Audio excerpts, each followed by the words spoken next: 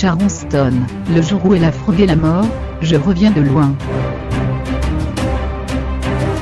En 2001, Sharon Stone avait frôlé la mort de très près après que son mari d'alors, le journaliste Phil Bronstein, qui avait fini par la quitter pour une autre, l'avait conduite en urgence à l'hôpital suite à un accident vasculaire cérébral. 17 ans plus tard, la sublime actrice hollywoodienne est de nouveau revenue sur cet épisode bouleversant à l'occasion d'une interview accordée au magazine Gala. Désormais en très bonne santé, celle qui passera le cap de la soixantaine en mars prochain, a affirmé qu'elle ne tirait que du positif de cette expérience qui a bien failli lui coûter la vie. Je suis vraiment contente d'avoir bientôt 60 ans, et si fière d'être encore en vie. Subir un AVC et une hémorragie cérébrale de 9 jours, est une expérience qui vous change à jamais.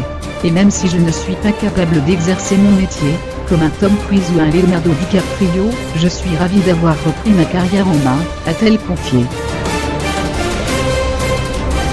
Persuadée qu'elle allait mourir au moment de son hospitalisation, Sharon Stone a également expliqué que les médecins lui avaient initialement annoncé qu'elle n'avait que 5% de chance de vivre après un tel choc.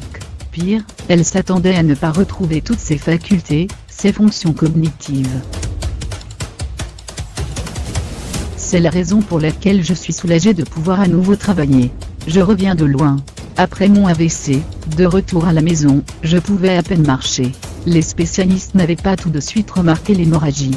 Et pendant des années, la vue de l'œil droit baissait, ma vision commençait à s'assombrir, a-t-elle ajouté. Après cette épreuve, le chemin de la convalescence fut long, très long. Celle qui se décrit comme une survivante, a dû prendre son mal en patience pour redevenir progressivement celle qu'elle était. Il aura fallu environ 7 ans pour que tout s'arrange et que je retrouve des sensations dans ma jambe gauche. J'ai dû réapprendre à lire, à écrire et à parler car je bégayais. Imaginez-vous que je ne pouvais même pas écrire mon nom pendant presque 3 ans.